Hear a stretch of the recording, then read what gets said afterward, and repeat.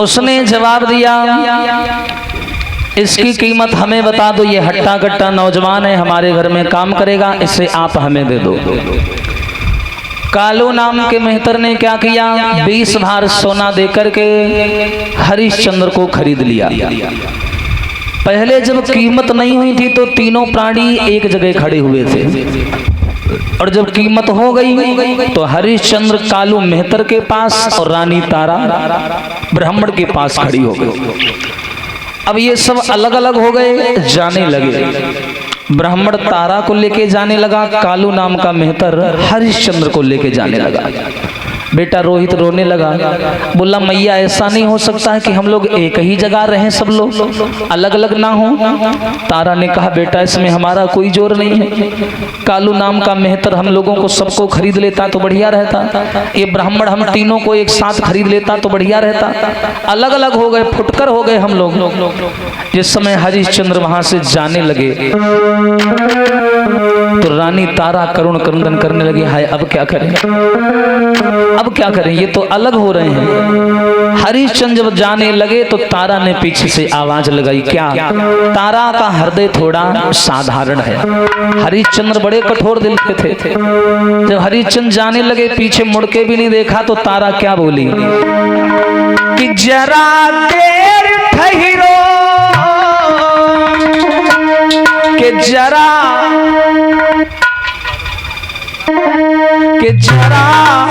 देर ठहरो, तो फिर क्या नहीं है, क्योंकि अभी मैंने जी भर के देखा नहीं, क्योंकि अभी मैंने जी भर के देखा।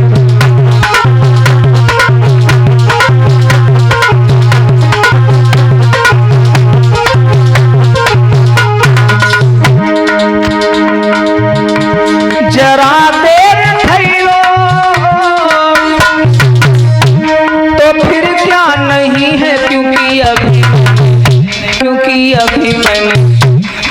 अभी मैंने जी भर के देखा।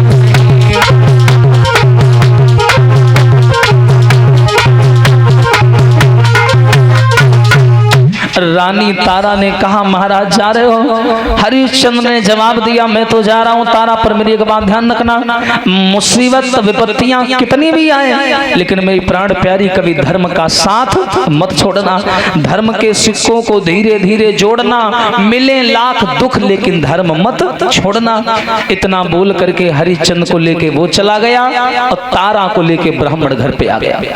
रानी तारा को उसने काम दिया कि तुम जूठे बर्तन मांजोगी और हमारे घर में आए हुए लोगों का काम करोगी, यानी भोजन बनाओगी। रोहित से कह दिया तुम दरवाजे पर खड़े हो जाओ, चौकीदारी करना और समय आने पर बगीचा जाकर के फूल तोड़ के लाते रहना।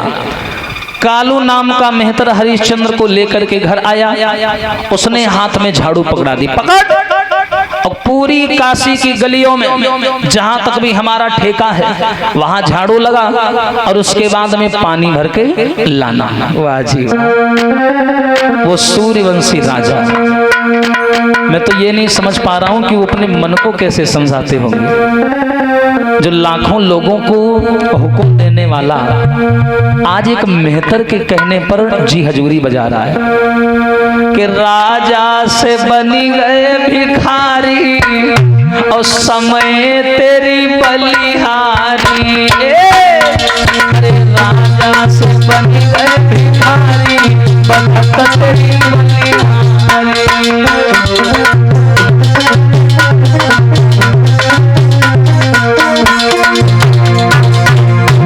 अरे बलिहारी बलिहारी समय की बलिहारी, बलिहारी बलिहारी।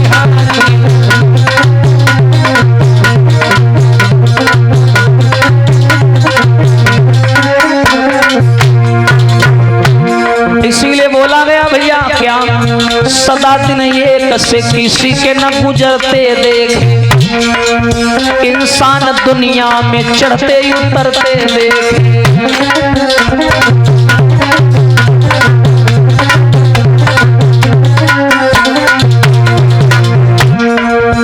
सदा दिन एक से किसी के ना गुजरते देखे, और इंसान दुनिया में चढ़ते उतरते देखे।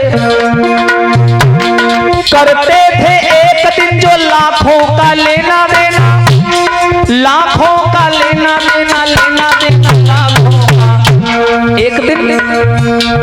एक दिन ऐसा आया, पैसा पैसा तो हाथ फैलाते देखे, सदा दिन एक से किसी के न गुजरते।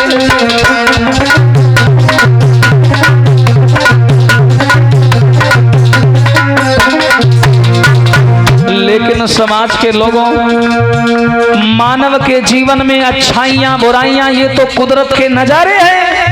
अब प्यासे तो वो भी रह जाते हैं जो दरिया के किनारे। जो करते थे न्याय दूसरों का जज बनकर, एक दिन उन्हीं को कटघरे में खड़े देखे, सदा दिन एक से किसी के ना गुजरते देखे। करते थे जो इलाज दूसरों का डॉक्टर बनकर, एक दिन उन्हीं को हॉस्पिटल में पड़े देखे, सदा दिन एक से किसी के ना गुजरते देखे। अरे राजा से बन गए भिखारी, समय की बलिहारी।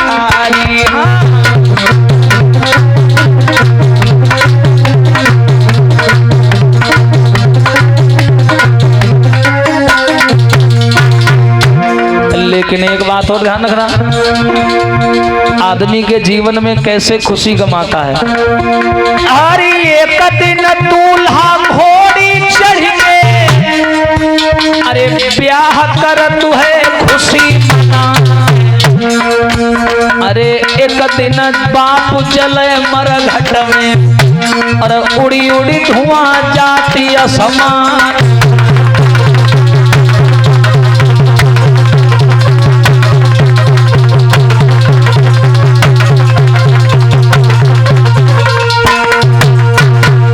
विचार करिए, राजा से भिखारी बन गए बेचारे हरिश्चंद्र, काशी की गलियों में झाड़ू लगाने लगे, घड़ा भर करके लाने लगे, नदियों से पानी भर करके लाने लगे। और जब नदी से पानी भर करके लाने लगे समाज के लोगों, तो कालू नाम के मेहतर ने थोड़े से चावल और नमक मिला करके इनको थाली फेंक दी, ले खा ले। बेचारे हारे थके हरिश्चंद्र थे, दिन भर काम किया था, सोचा था शाम को भोजन मिलेगा, थोड़ी राहत मिलेगी। और जैसे ही बेचारे हरिश्चंद्र हाथ मुंह धो करके कुल्ला मंजन करके खाना खाने बैठे, विश्वामित्र ब्राह्मण तो पीछे लगे ही थे। एक दरिद्र फकीर का भेष बनाया, दरिद्र का भेष, और कोढ़ी का भेष बना करके ये हरिश्चंद्र के सामने आए और पेट पकड़ के रोने लगे। और जब पेट पकड़ करके रोने लगे, तो रो करके हरिश्चंद्र के सामने वो बोला है कि महाराज मैं कई दिनों से भूखा हूँ, मुझे भोजन नहीं मिला है, क्या तुम हमें भोजन दे सकते हो।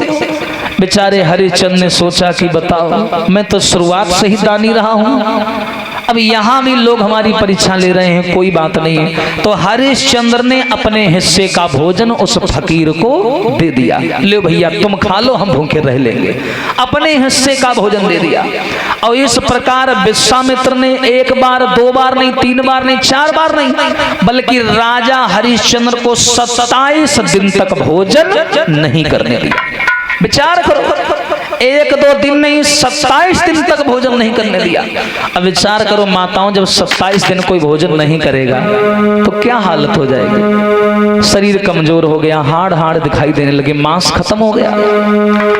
एक दिन की बात, बेचारे हरिश्चंद्र पानी भरने गए, बड़े कमजोर हो गए थे। पानी भरा और भरने के बाद में जब घड़ा उठाने की बारी आई तो शरीर में इतनी ताकत नहीं थी कि बेचारे घड़ा उठा लेते। बेचारे वहीं बैठ गए खोपड़ी पकड़ करके, क्या करें। तब तक क्या देखा कि रानी तारा, उनकी जो पत्नी थी हरिश्चंद्र की, जो रानी तारा थी, वो बेचारी क्या किया, उसने घड़ा लेकर के पानी भरने आई, वहां पर पानी भरने आई। हाय, जैसे रानी तारा को देखा हरिश्चंद्र खुश हो गए, मेरी पत्नी आ गई। हरिश्चंद्र ने पूछा कैसी हो तारा। तारा बोली मैं ठीक हूँ, आप कैसे हो। मैं भी ठीक हूँ महाराज, आपको खाना नहीं मिलता, बड़े कमजोर कमजोर हो गए हो? नहीं वो हाँ हो जाता है कभी कभी, चिंता रहती है ना। अच्छा रोहित कैसा है? वो भी ठीक है। तारा एक मदद कर दोगी मेरी क्या? अरे तारा उठवाए दे गगरिया मेरी जल से भरी।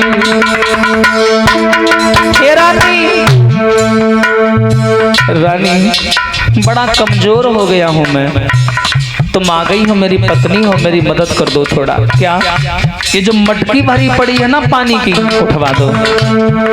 तारा उठवाए दे गगरिया मेरी जल से भरी।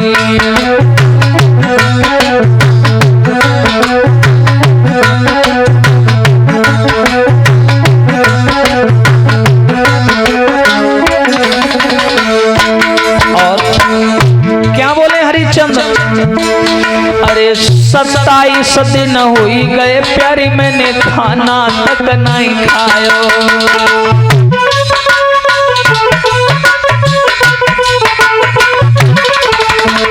हाँ अरे 27 दिन हुई गए रनिया खाना तक नहीं खायो। और सुन लो मजबूरी में हमने तुमसे ऐसो वचन घुमायो। रानी उठवाए दे गगरिया मेरी जल की भरी।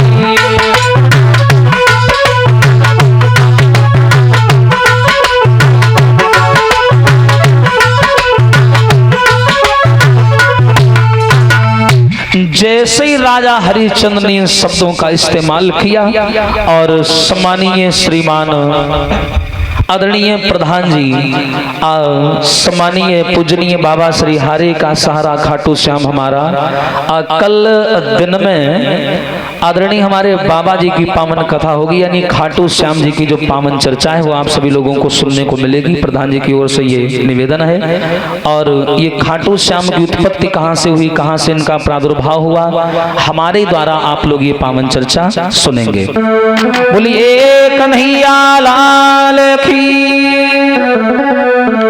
राजा हरिश्चंद्र ने कहा क्या तुम ये घड़ा उठवा सकती हो?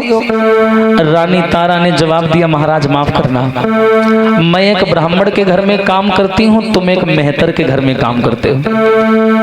मेरा घड़ा ब्राह्मण का घड़ा है और तुम्हारा घड़ा मेहतर का घड़ा है। मैंने अगर तुम्हारा घड़ा छू लिया तो मैं अछूत हो जाऊंगी, इसलिए मैं तुम्हारे घड़े में हाथ नहीं लगाऊंगी। विचार करो ये वही तारा है जो एक बात पर बिक गई थी। एक बात पर रानी तारा बिक गई थी लेकिन आज वही रानी तारा ने पीठ दिखा दी हरिश्चंद्र को। लेकिन अंदर अंदर हरिश्चंद्र बड़े खुश हुए कि रानी तारा ने धर्म नहीं छोड़ा। लेकिन बाहर बाहर कहने लगे क्या तारा तुम मेरी पत्नी होकर के तुम ऐसा बोल रही हो? अरे मेरा शरीर देखो, मेरे से चला नहीं जा रहा, मैं कैसे उठाऊंगा? रानी तारा बोली वो सब मैं नहीं जानती, अब तुम मेरे पति हो तो इसके लिए तुम्हारी इतनी मदद कर सकती हूँ। क्या? एक अकल बता रही हूँ तुम्हें दे कई अकली बताई है। ले जल में घुसी ले उठाई है।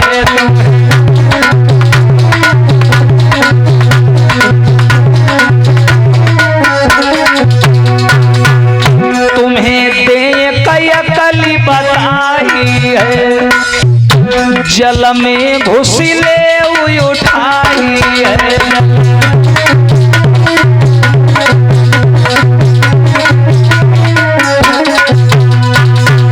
जवाब दिया महाराज मैं घड़ा तो नहीं उठा सकती, लेकिन तुम्हें अकल बता रही हूँ, पानी के अंदर घुस जाओ, फिर शरीर तुम्हारा हल्का हो जाएगा और शरीर का यानी घड़े का वजन भी कम हो जाएगा, शरीर में ताकत आ जाएगी और घड़ा आसानी से उठ जाएगा। उठा लीजिए महाराज। आज रानी तारा ने अपना घड़ा भरा, इतना बोल करके सीधे वो चली गई।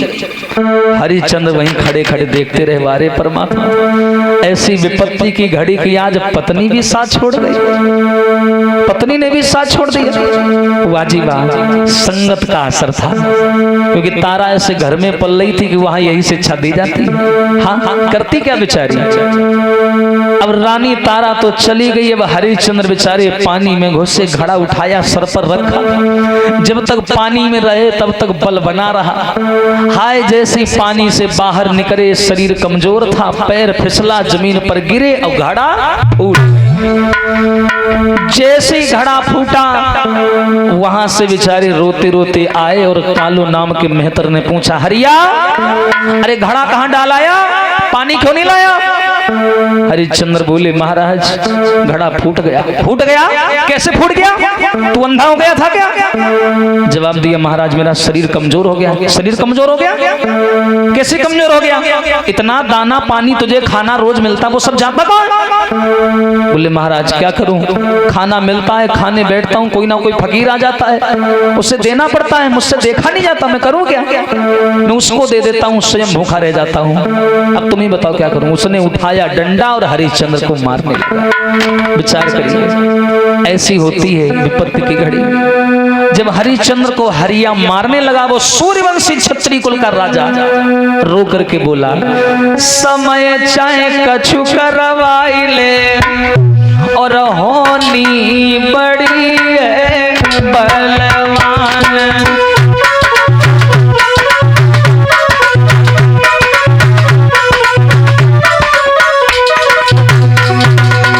लला आरे समय चाहे कछु करवाई ले, हाँ आरे समय चाहे कछु करवाई ले, होनी बड़ी है बलवान।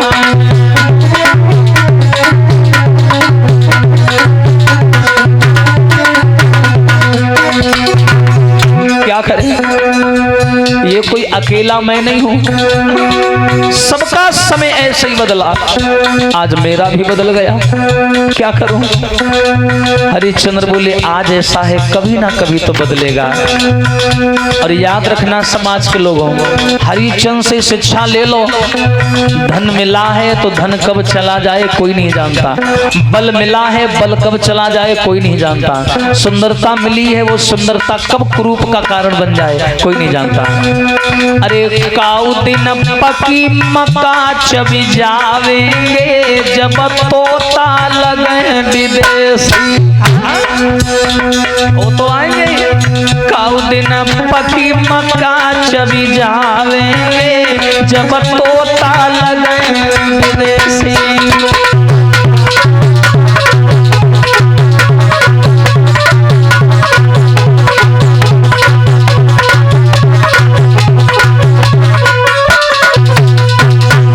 राजा हरिश्चंद्र को मारने लगा, बोला काम से निकाल दूंगा तुझे। हरिश्चंद्र बोले, महाराज काम से ना निकालो, कुछ और काम हमें दे दो, लेकिन काम से मत निकालो, कुछ मत करो। जवाब दिया, अगर तो ऐसी बात है सुन, तुम मरघटिया बन जा, मरघट में रखवाली कर। हरिश्चंद्र बोले, महाराज मरघटिया से घटिया काम अगर कोई हो वो हमें दे दो, वो हमें मंजूर है, लेकिन हमें आप छोड़ो मत, निकालो मत। अब भैया उसने एक फटा कंबल दे दिया, कालू नाम के मेहतर ने एक लाठी दे दी, बोले जा मरघट पे चला जा, शमशान घाट पर, वहां जो मेरा आदमी रहता है उसको हटा देता हूँ, वो दूसरा काम करेगा, तू रखवाली कर। जो भी लाशें आएंगी जलने के लिए, उनके ऊपर जो टैक्स पड़ता है वो टैक्स तू लेते रहना, कर के रूप में सिक्का लेते रहना, एक खोटा सिक्का। बोले ठीक है। अब ये हरिश्चंद्र वहां चले, माताओं आ गए मरघट में, रखवाली करने लगे, मरघटिया बन गए। बताओ बेचारे। बोलिए सच्चिदानंद भगवान की। अब यहाँ तो हरिश्चंद्र मरघटिया बन करके रखवाली करने लगे। आइए उधर लेकर के चलते हैं जहाँ रानी तारा रह रही है, ब्राह्मण के पास में। एक दिन की बात है, ब्राह्मण ने रानी तारा को आदेश किया, ए तारा तेरा लड़का कहाँ है? जवाब दिया, महाराज यहीं कहीं खेल रहा होगा, खेलने के लिए खरीदा मैंने, जा उसको बुला के ला। रोहित को बुला के लाई तारा, कहा बेटा बाहर खेलने न जाया करो, हम लोग यहाँ परतंत्र हैं, स्वतंत्र नहीं है, बाहर बाहर ना जाया करो। देखो पंडित जी क्या कहने जाऊं, पूछो जाके। रोहित आया, बोला हाँ पंडित जी बताइए क्या काम है। पंडित ने जवाब दिया, जाओ आज हमारे यहाँ यज्ञ है और हमें फूलों की आवश्यकता है, हमारे यहाँ के राजा के बगीचे में चले जाओ और वहां से थोड़े फूल ले आओ। आज बेचारा रोहित चल दिया, मैया की बातें सुन करके हाथ में डलिया लिया और चल दिया। रोहित कैसे जा रहा है कि मात की बातन में डलिया हाथन में, चलो है कुंवर रोहित। हाँ, मात की बातन में डलिया हाथन में, चलो है कुंवर रोहितास।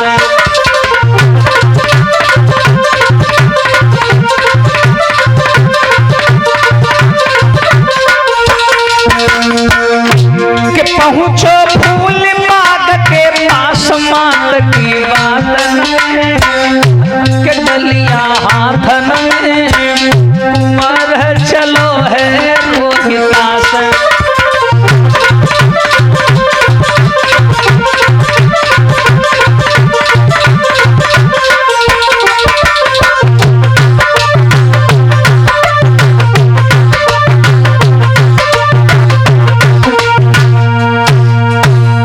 आज बेटा रोहित हाथ में डलिया लेकर के माताओं माँ के कहने पर चल दिया फूल तोड़ने के लिए। जैसे ही बेचारा बगीचे में आया, विश्वामित्र मृत्यु की भांति पीछा कर रहे थे उसका। अब ये बेचारा बगीचे में आया, फूल तोड़ तोड़ करके डलिया में डालने लगा। रोहित ने देखा एक फूल बड़ा सुंदर है, पीला पीला फूल था। रोहित को बड़ा अच्छा लगा। रोहित ने सोचा ये फूल लेके जाऊंगा तो पंडित जी बड़े खुश हो जाएंगे। हाय बेचारे ने जैसे उस फूल की ओर हाथ बढ़ाया, विश्वामित्र काले नाग का भेष बना करके आए, उसी फूल के पीछे छिपके बैठ गए। और जैसे नाग का भेष बना करके बैठे, रोहित ने हाथ बढ़ाया। आहा, क्या किया? जैसे बेटा ने हाथ बढ़ाया, अरे फूल तोड़न के काजे कुंवर ने हाथ बढ़ायो। हाँ।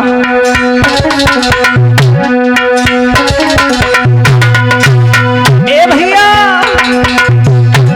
जैसे ही बेटा ने फूल तोड़ने को हाथ बढ़ाया, अरे वहीं पे बैठो नागा आए उंगली में खायो। वहीं पे बैठो नाग काटी उंगली में खायो।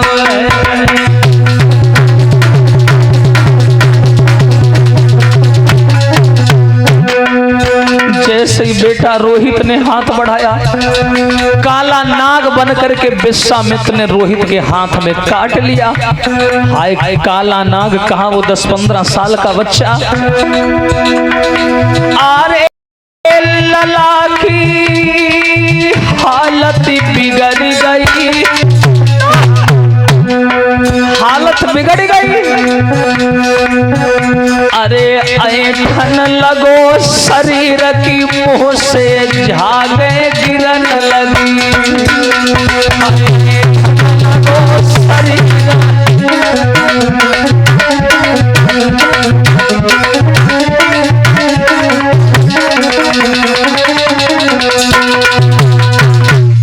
याद रखना समाज के लोगों, विश्वामित्र ने काला सांप बन करके हाथ में काट लिया।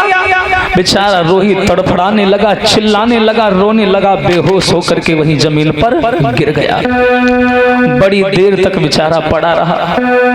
आज माली ने ये नजारा देखा, इस लड़के को सांप ने काट लिया है। वो माली दौड़ा, माली दौड़ करके काशी की गली गली में चिल्लाने लगा, रे काशी के लोगों, अरे काशी में किसी का लड़का फूल तोड़ने गया था, वहां काले सांप ने काट लिया है, जाओ और बच्चे को देखो। हाय जिसका हो तो वो जाए। रानी तारा जहां आवाज सुनती है, उसके कान में आवाज पड़ी, कोई लड़का फूल लेने गया, सांप ने काट लिया। बेचारी बर्तन मांज रही थी, अब चैन नहीं पड़ रहा है। तुरंत दौड़ी कि मेरा बेटा फूल लेने गया था। ब्राह्मण ने रोक लिया, ए तारा किधर जा रही है? जवाब दिया, पंडित जी मुझे जाने दो, मेरे बेटा रोहित को बगीचा में किसी काले नाग ने डस लिया, उसने फूल लेने गया था।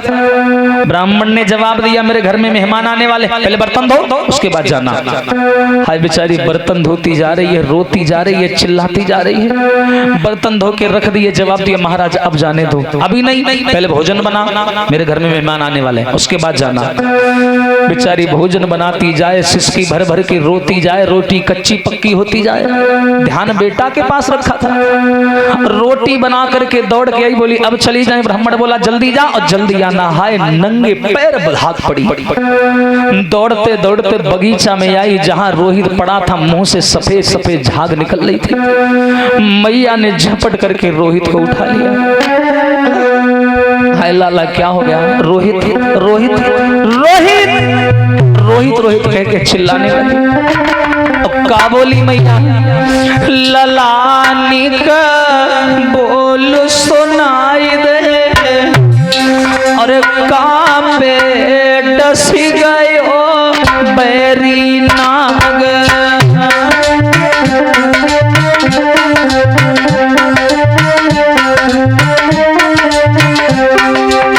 बेटा बोलो ना, बोलो ना क्या हुआ? कहाँ काटा सांप ने? बोलो ना, मैं मर जाऊंगी तुम्हारे बिना बेटा। अरे कुंवरन का बोल सुनाई दे, अरे भैया हरी कांपे डस गयो बहरी नाग। बेटा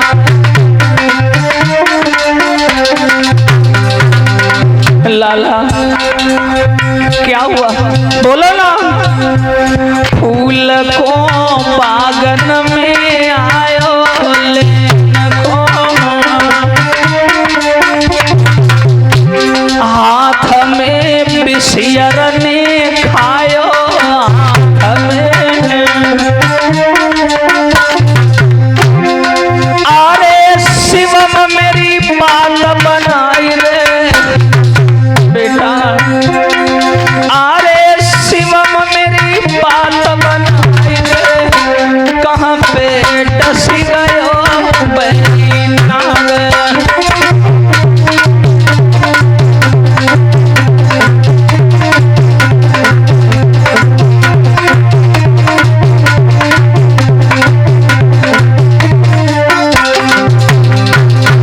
एक बार बोल दे बेटा मैं मर जाऊंगी। मैया रोहित के गाल लगाती हाथ, बेटा बोलो ना, बोलो ना। रोहित मूर्छित पड़ा हुआ था। बेटा बोलो ना, मेरा पति छूट गया, घरवार छूट गया, सब छूट गया, बोलो ना। तुम बिना नहीं जी पाऊं, तुम बिना लाला कैसे रहूंगी मैं? अरे कुंवर मैये समझ आई रे बेटा, अरे लला मैये समझ आई रे, कहाँ पे डस गयो बैरी नाग।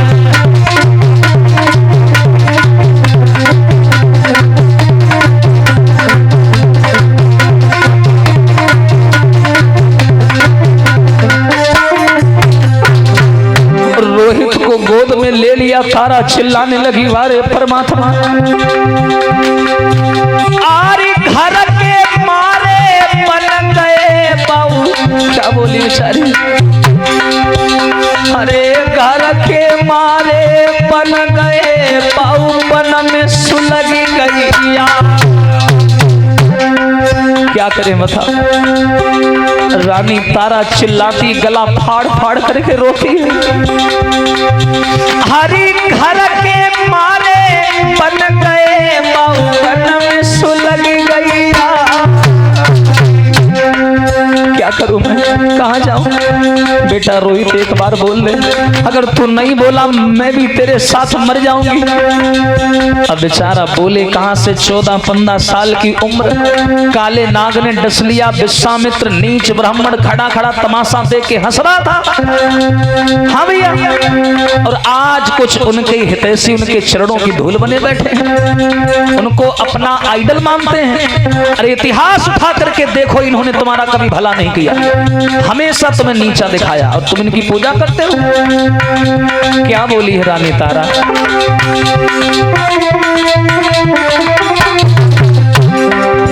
हरी घर के मारे बन गए बहुवन में सुलगी गई आग रे, बहुवन में सुलगी गई।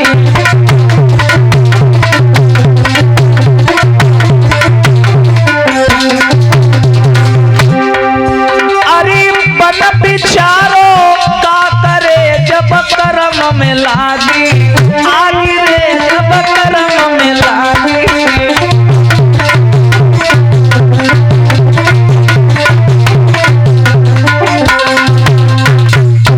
घर के मारे बन गए बन में लागी आग, अब बन बिचारो का करे जब कर्म में लागी। बेचारी रानी तारा रोहित को लेकर के रोने लगी। जो मैया ने झटके से हिलाया, रोहित की आंखें खुल गई। रोहित ने माँ को देखा, मुंह से झाग निकलना बंद नहीं हो रही, नाक से खून निकलने लगा। मैया पोंछ पोंछ के परेशान, लेकिन खून बंद नहीं हुआ। और रोहित बोला, मैया मुझे दिखाई नहीं दे रहा, तुम्हारी आवाज सुनाई दे रही है, माँ मुझे नजर नहीं आ रहा। रानी तारा बोली, कुछ नहीं होगा, तुम परेशान हो, कुछ नहीं होगा। रोहित बोला, मैया अब मेरा आखिरी समय, जो कहना है एक बार प्यार से कह ले। माँ बोली, पागल हो गए, कुछ नहीं होगा तुझे, कुछ नहीं होगा, मैं कुछ नहीं होने दूंगा। हाँ, माली वहीं खड़ा था। माली बोला, ए औरत, इसको ले जा यहाँ से, अगर मर गया तो मेरा बगीचा खराब हो जाएगा, ले जा इसको यहाँ से। रानी तारा बोली, जा रही हूँ। रोहित बोला, मैया मेरा आखिरी समय, दुख सुख की जो कहनी मैया चलती बिरिया कहिले।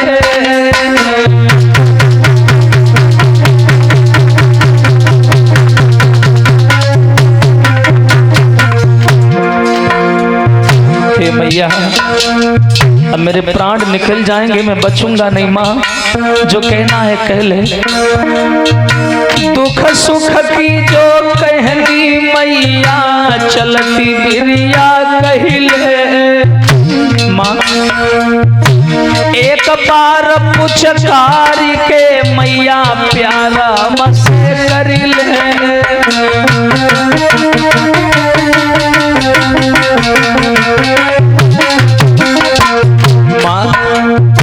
एक बार गले से लगा के प्यार कर ले, मैं बचूंगा नहीं। मेरी माँ तक रखियो हर पल धर्म को ध्यान, इतनी कही के तब रोहित ने छोड़े अपने प्राण। मैया बिलखती रह गई बगिया से जब बेटा रमी गो। मैया बिलखती रह गई बगिया से जब सुवना उड़ी गो।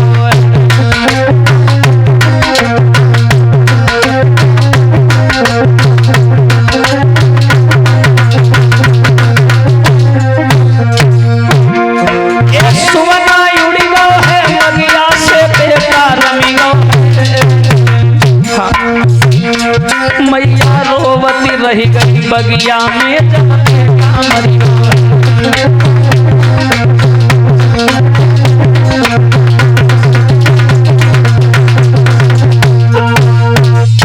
याद रखना समाज के लोगों, विचार करिए उस माँ की क्या हालत हुई होगी उस समय, जिस मैया की गोद में पड़े पड़े उसके बेटा ने अपने प्राण छोड़ दिए। रोहित ने कहा, माँ धर्पल धर्म का ध्यान रखना। इतना कह करके रोहित की सांस धीरे धीरे रुकने लगी और ये मैया तारा की गोद में रोहित का सर एक तरफ को लुढ़क गया रोहित के प्राण निकल गए। हाय जैसे ही बेटा मरा, रानी तारा इतनी जोर से चिल्लाई कि पृथ्वी के परत पलट गए। रानी तारा ने कई बार रोहित को हिलाया, लेकिन रोहित ने अब की बार जवाब नहीं दिया। तारा जान गई कि मेरा बेटा चला गया। बड़ी देर तक रोती रही, चिल्लाती रही, हाय अब क्या करूं, यही मेरा एक सहारा था, वो भी मुझे छोड़ के चला गया। माली आ गया, चिल्लाने लगा, गालियां देने लगा, इसको ले जा। कितनी बार का, लाश सड़ जाएगी, फट जाएगी, ले जा। आज बेचारी के पास रोहित के ऊपर डालने के लिए कफन तक नहीं था। कफन, बेचारी मैया ने अपनी साड़ी को फाड़ करके अपने बेटा के ऊपर कफन डाला। अरे गोदी लई लला की लाश, मरघट जाई रही माँ तू बिचारी।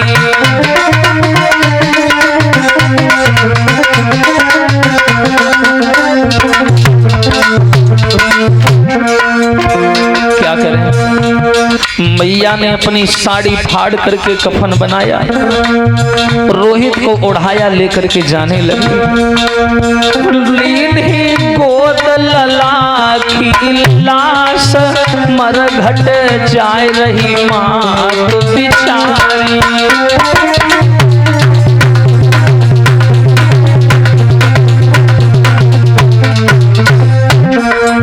विचार करिए, अपनी साड़ी का टुकड़ा फाड़ करके बेटा को उठाया, लपेट करके गोदी में उठा करके जा रही। मैं तो शब्दों से सुना रहा हूं, आप सब सुन रहे हो, लेकिन गहराई से सोचना कि उस समय माँ की स्थिति क्या हो रही होगी। बेटा को पुचकारती है, मीठा लेवे और पुचकार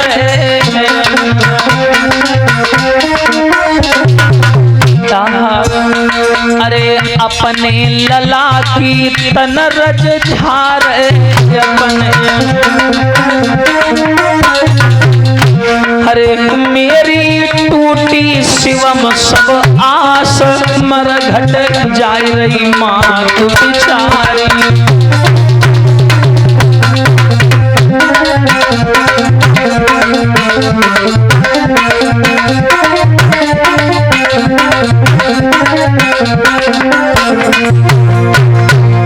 आज वो मैया रोहित को लेके मरघट की ओर जा रही है। देखने वाले देवता कलेजा फट रहा है, पर करे क्या, धर्म के बंधन में बंधे हैं, कर भी नहीं सकते कुछ। तारा लेकर के बेटा को चल पड़े।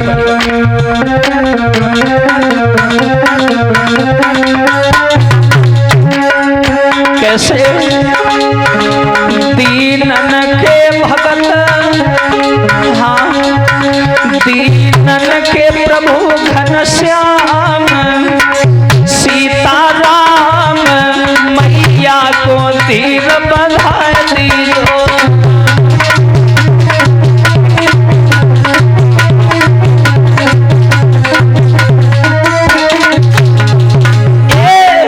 अरे दीनन के प्रभु भगवान, सीताराम मैया को तीर बंधा दियो।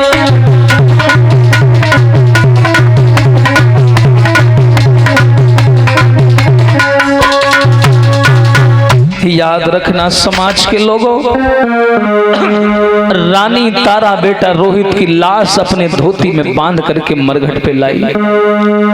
मरघट में ला करके रख दिया। चिल्ला चिल्ला करके रोने लगी बेचारी मैया।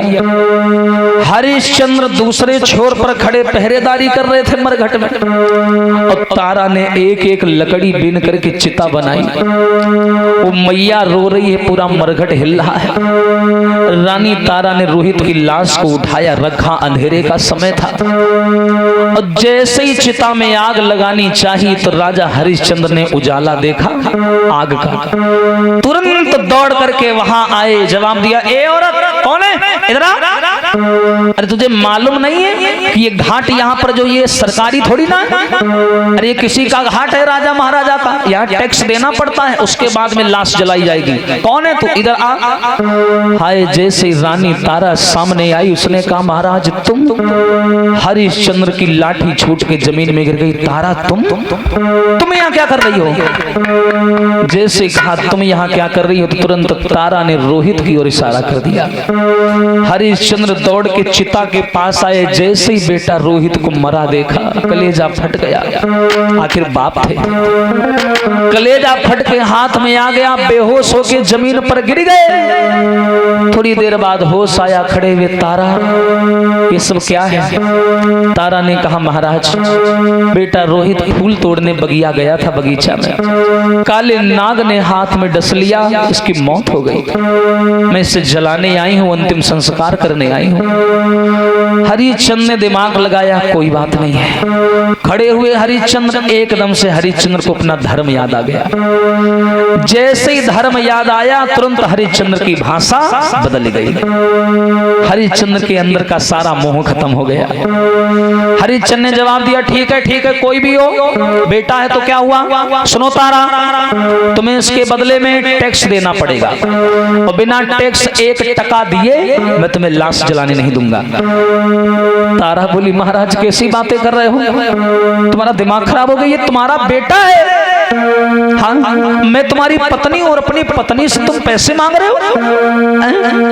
हरिश्चंद्र बोले ये सब नहीं चलेगा। मरघट लाश धरे बेटा की और रोई रही नारी हमारी। नाए तो नारी हमारी, नाये कुंवर हमारा। सुन ले तारा, तेरा मेरा कोई संबंध नहीं है। अरे मरघट लाश धरे बेटा की, रोई रही तारा नारी। नाई ये कुंवर हमारो, नाय तू नारी हमारी।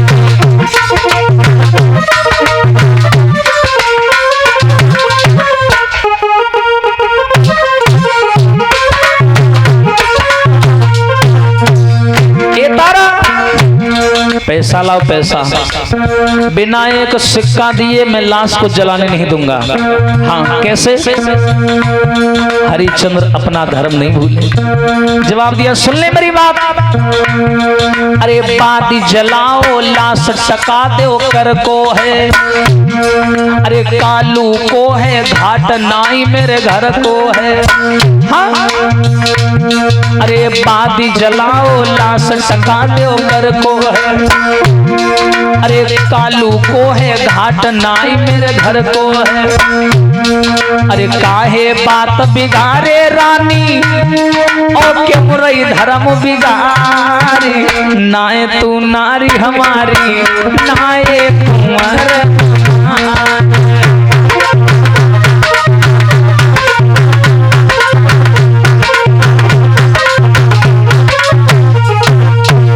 जवाब दिया कि ये कालू का घाट है, मेरे बाप का घाट थोड़ी ना है। यहाँ सबके लिए नियम बराबर है। तारा बोली शर्म कर लो, ये तुम्हारा बेटा है बेटा, और अपने बेटा से कर का टका मांग रहे हो। हरिश्चंद्र ने जवाब दिया तारा अगर इतनी बड़ी तुम बन नहीं हो ना तो शायद वो दिन तुम भूल गई। कौन दिन? हरी बात की याद करो मेरी रनिया, कब की जब हमने घड़ा की बोली। याद करो और अपनों घड़ा भर के तुम चली गई मारी मेरे।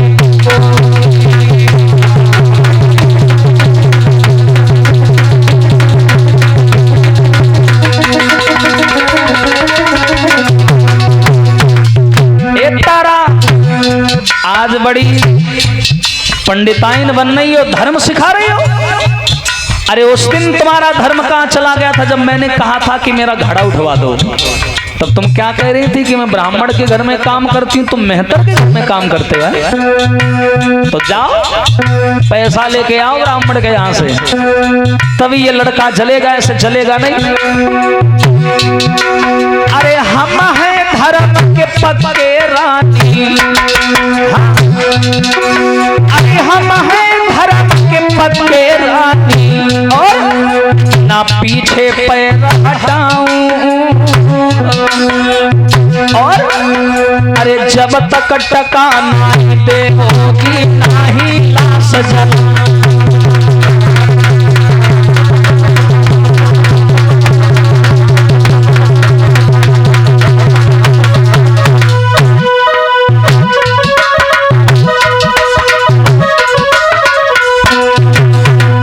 जवाब दिया जब तक टका नहीं देगी तब तक ये लाश नहीं जलेगी। ध्यान रखना मैं भी धर्म का पक्का हूं। जो ये शब्द सुने हैं जवाब दिया महाराज कैसी बातें कर रहे हो, मेरे पास में कुछ नहीं है, खाली हाथ हूं मैं। एक साड़ी पहन के आई थी तुम्हारे साथ, वही साड़ी पहन के मैंने अपना जीवन बिताया।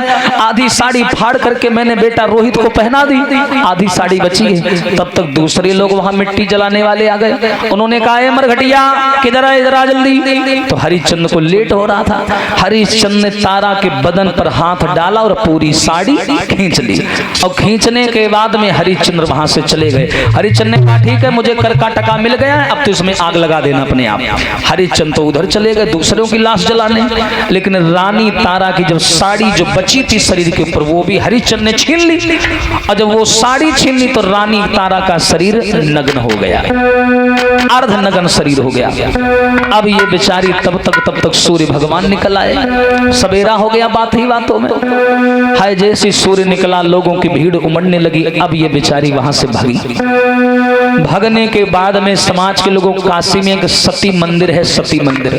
रोहित को जलाया नहीं गया, लाश वैसी पड़ी थी वहां। सती मंदिर में तारा गई बेचारी। सती मंदिर में नग्न शरीर था, नग्न। और नग्न शरीर में मंदिर में छुप गई लोक लज्जा के मारे, शर्म के मारे। लेकिन विश्वामित्र ने पीछा नहीं छोड़ा। विश्वामित्र ने क्या किया, एक छोटा सा जानवर मारा, जानवर। और जानवर मार करके उसका मांस और उसका कटोरे में खून निकाल करके। और रानी तारा बेचारी सती मंदिर में सो रही थी। दुख में नींद बहुत आती भैया। हाँ, रानी तारा भूख प्यास से व्याकुल मंदिर में सो रही थी। ये विश्वामित्र मरे हुए जानवर का खून लाए और रानी तारा के मुंह में लगा दिया और चारों ओर खून फैला दिया। मांस के टुकड़े डाल दिए मंदिर में।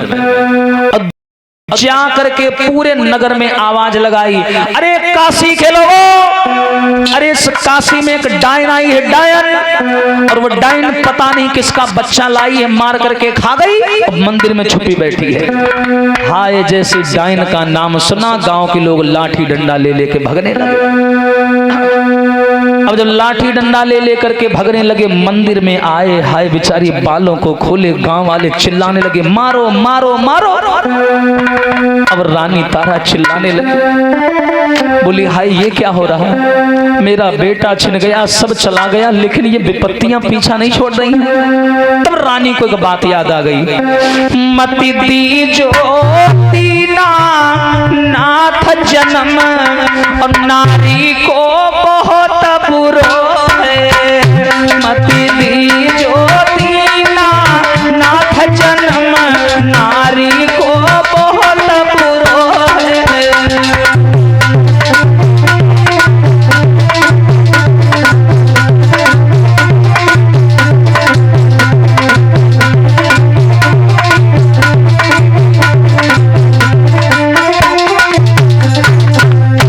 मति दी जो दीना नाथ जन्म, अरे नारी को बहुत बुरो है। मति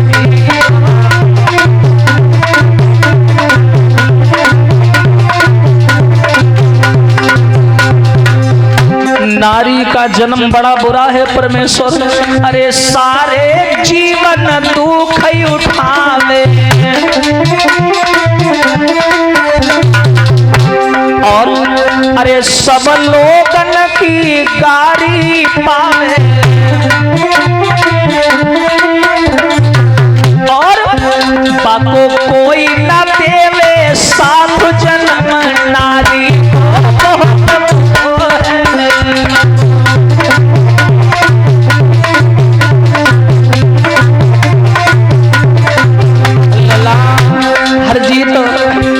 मति दी जो दीना नाथ जन्म, नारी को बहुत बुरो है। मति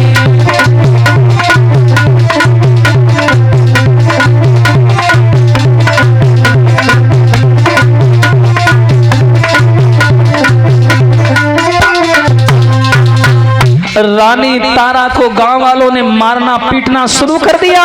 अरे ये डाइन है डाइन, किसी के बच्चे को मार के खा गई, देखो ये उसके मांस के टुकड़े पड़े, ये खून पड़ा।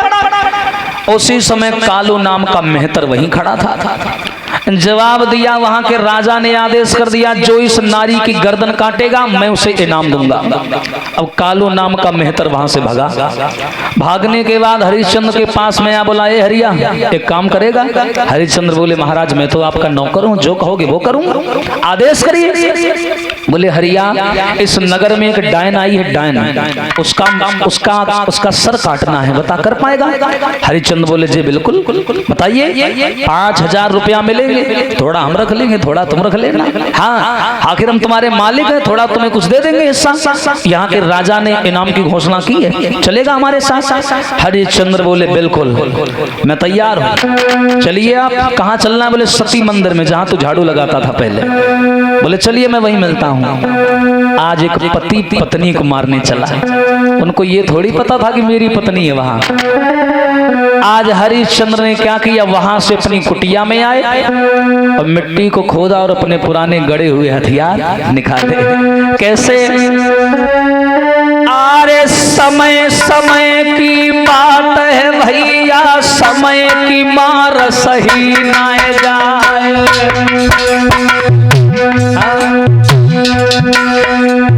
समय तो कर्म सुकर्म करावे, समय ही राजा दे तू बनाए।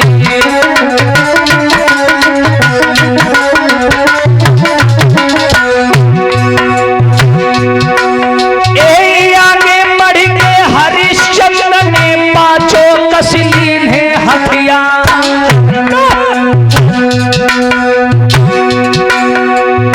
डायनी आई काशी नगर में, धरी के शीश ली है कटवाई।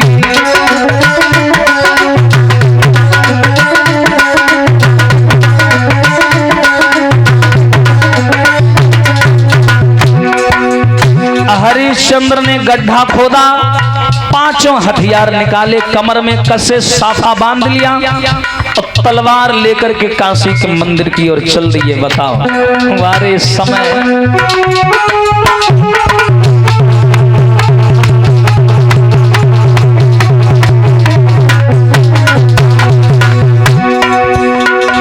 विपत्ति में विपत्ति, वारी मुसीबत की घड़ी। नग्न है तारा, शरीर पे कोई कपड़ा नहीं है, तो दुनिया तमाशा देख रही मंदिर पे। उसी तारा को मारने हरिश्चंद्र चल दिए। विपत्ति भाई सब पे मर गई, एक दिन समय सताई। अरे विपत्ता पड़ गई शिव शंकर पे, और जब भस्मासुर पर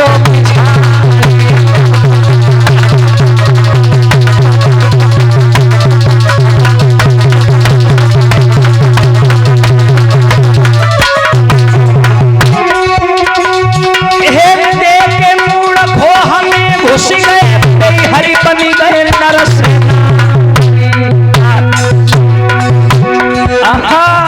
अरे जो नहीं होते मुरली वाले, अरे तो पंस निगम।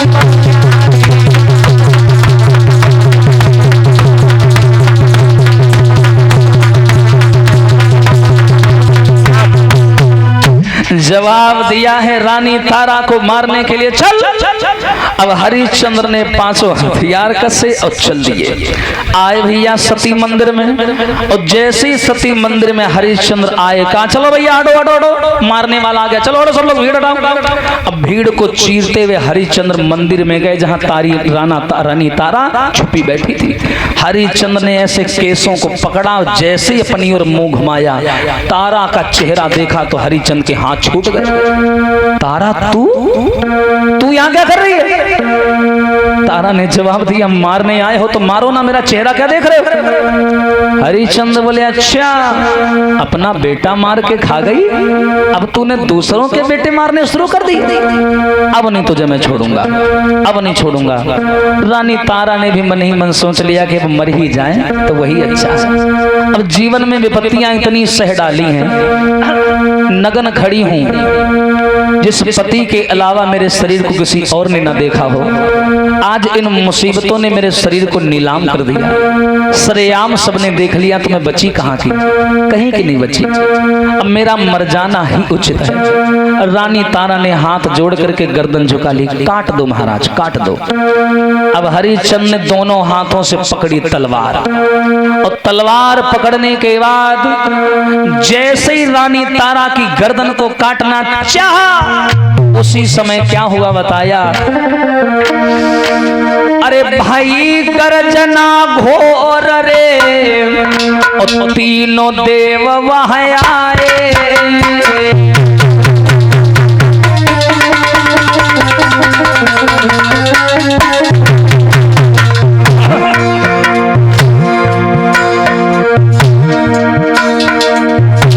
देवर्षि नारद जी तो नारायण करके आए।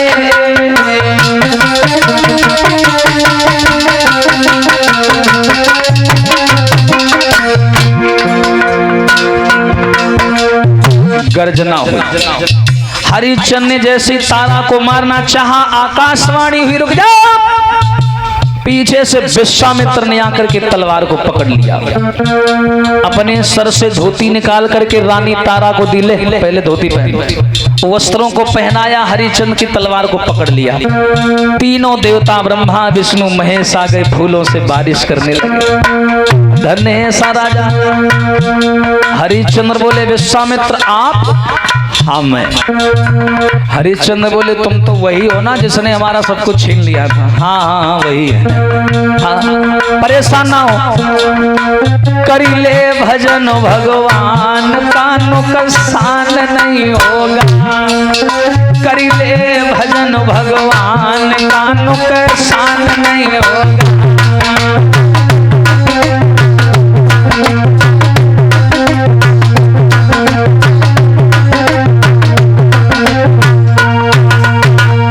अब जैसे ही पीछे से हाथ को पकड़ा, रुक जाओ, मारो मत। हरिश्चंद्र बोले अब यहाँ क्या करने आए हो? सारी जिंदगी तुमने तबाह करके रख दी हमारी, अब जले पे नमक डालने आए हो? कौन हो तुम? विश्वामित्र कहने लगे चिल्लाओ नहीं, परेशान ना हो, ये मैं तुम्हारी परीक्षा ले रहा था, परीक्षा। बात दरअसल ऐसी है कि तुम्हारे गुरु में और हमने थोड़ी बहस हो गई थी इंद्र के दरबार में। उन्होंने तुम्हारा बड़ा नाम लिया तो मैंने सोचा कि मैं एक बार तुमको आजमा के जरूर देखूंगा, इसलिए मैंने तुम्हारी परीक्षा ली। रानी तारा रोते हुए आगे आई, जवाब दिया ऐसी परीक्षा? अरे शर्म करो, तुम्हारी परीक्षा के चक्कर में मेरा बेटा चला गया, ऐसी परीक्षा? विश्वामित्र बोले कहीं नहीं गया, आवाज लगाओ। हाय जैसे रानी तारा ने आवाज लगाई तो क्या हुआ, बेटा रोहित दौड़ती आयो, हाँ उन हरि ने खेल दिखाया।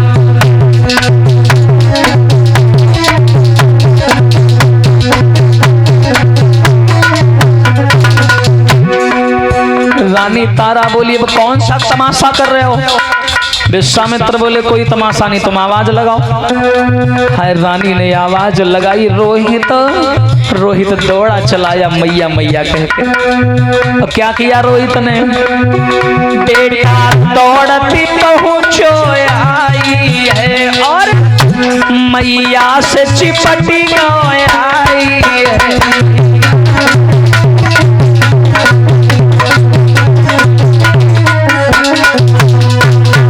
आज रोहित ने आगे बढ़ करके दौड़ता हुआ आया, मैया को झपट करके सीने से लगा लिया। आज देवता पुष्पों की बारिश कर रहे हैं हरिश्चंद्र के ऊपर, तारा के ऊपर, रोहित के ऊपर। विश्वामित्र ने कहा इस परीक्षा की घड़ी में तुम लोगों ने धैर्य से काम लिया, अगर तुम लोगों ने रोहित की चिता को जला दिया होता तो मैं रोहित को वापस नहीं ला पाता, क्योंकि जिसका शरीर जल गया दोबारा उसे मृत्यु लोक में वापस लाना असंभव है। इसका अगर जला ना दिया होता, जला नहीं तो इसलिए बच गया। रोहित आ गया, सब आ गए। हरिश्चंद्र बोले महाराज विश्वामित्र एक बात कहें, ये सतयुग है। क्या है? सतयुग। सतयुग में तुमने हमारी परीक्षा ली तो चल गया, लेकिन ध्यान रखो कलयुग में यहाँ कोई राजक परीक्षा ना ले, उन्हें मारी तुमका सही कही दी। ध्यान रखो कलयुग में कभी किसी की परीक्षा मत ले देना, वरना तुमको उल्टा उठा करके जेल में डलवा देगा। अब बताओ जितना बड़ा त्याग हरिश्चंद्र ने किया, क्या आजकल कोई कर पाएगा? कोई नहीं कर पाएगा। सतयुग है, चल गया, तुमने परीक्षा ले ली, ढल गया मामला, लेकिन कलयुग में महाराज तुम किसी की परीक्षा मत लेना। हाँ, इतना कह करके जो भी लिया था सब हरिश्चंद्र को वापस कर दिया। वो धर्म धुरंधरी सूर्यवंशी राजा सपत्नी और रोहित के साथ में अयोध्या की ओर चल दिया। बोलिए सच्चिदानंद भगवान की। कैसे? ताली बजा करके बोलेंगे सभी लोग। अरे श्याम पिया मोरी रंग दो चुनरिया, श्याम पिया मोरी रंग दो चुनरिया।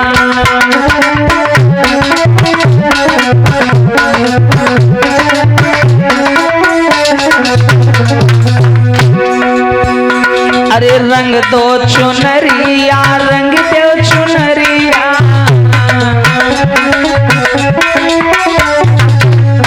अरे श्याम पिया मोरी रंग दो चुनरिया, श्याम पिया मोरी रंग दो चुनरिया।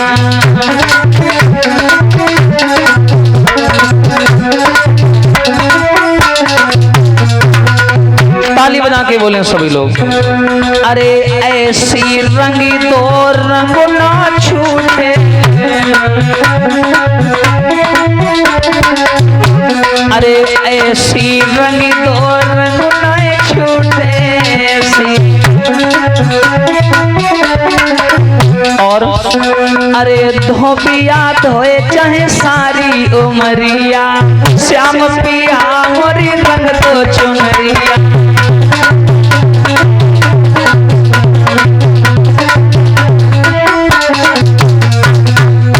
विचार करिए, इतना बड़ा धर्म धुरंधरी राजा जिसने मुसीबतों को देख करके कभी पैर पीछे नहीं किया।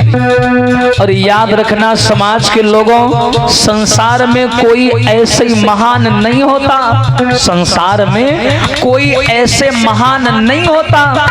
हजारों छेनी हथौड़े की चोट खाता है एक पत्थर, ऐसे ही कोई पत्थर भगवान नहीं होता। हाँ। अरे श्याम पिया मोरी रंग दो चुनरिया, श्याम पिया मोरी रंग दो चुनरिया।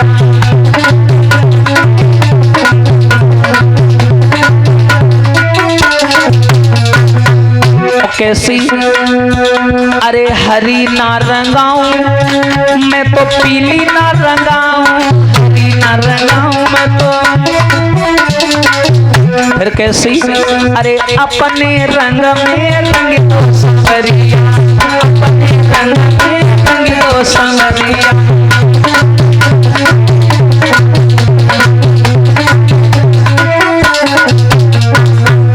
अरे श्याम पिया मोरी रंग दो चुनरिया, श्याम पिया मोरी रंग दो चुनरिया।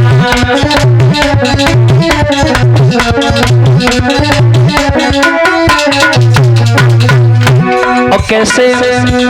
अरे बिना रंगाए मैं घर नहीं जाऊं,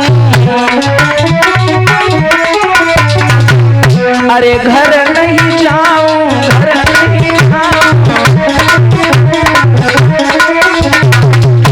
अरे बिना रंगाए मैं घर नहीं जाऊं। और अर्जी तो बीती जाए चाहे सारी उमरिया, हाँ। अरे बीती जाए चाहे सारी उमरिया, श्याम पिया मोरी रंग दे चुनरिया।